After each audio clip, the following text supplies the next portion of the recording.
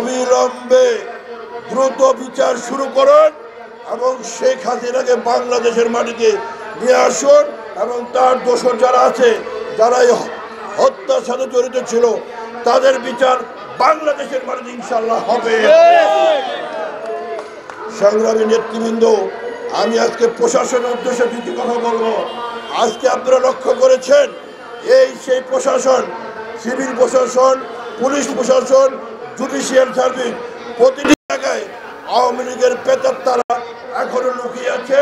তারা চাচ্ছে জ্ঞান তাদের লোকজনকে বসিয়ে এবং শেখ হাসিনা সহ আওয়ামী লীগকে পুনর্বাসন করার জন্য আমরা আমাদের অন্তর্বর্তী সরকারের কাছে আহ্বান জানাবো।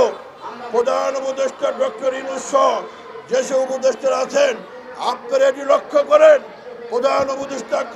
প্রধান উপদেষ্টার কার্যালয়ে যারা বসে আছেন সেই আওয়ামী লীগের প্রেতাত্মারা, তাদেরকে এখান থেকে সরিয়ে দিয়ে যারা গত 17 বছরও সুপারসিড হয়েছে, যারা গত বছর রাস্তায় ঘুরেছে, তাদেরকে পদায়ন করুন এবং সুষ্ঠুভাবে দেশটা পরিচালনা করার চেষ্টা করুন।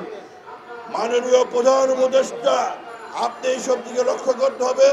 আপনাদের বিভিন্ন গোয়েন্দা সংস্থা আছে, গোয়েন্দা সংস্থার মাধ্যমে এই জিনিসগুলো আপনারা লক্ষ্য করেন এবং এদেরকে পুনর্বাসন করেন।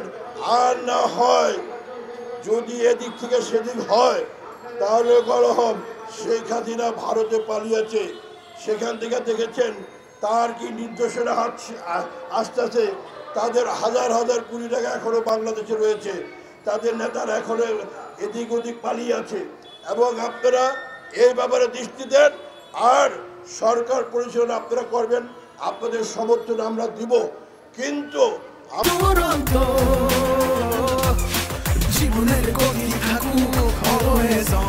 আমরা যারা রাজনীতি করি, আমাদের সাথে আলাপ আলোচনার ভিত্তিতে আপনারা এই জিনিসগুলি চালিয়ে যান।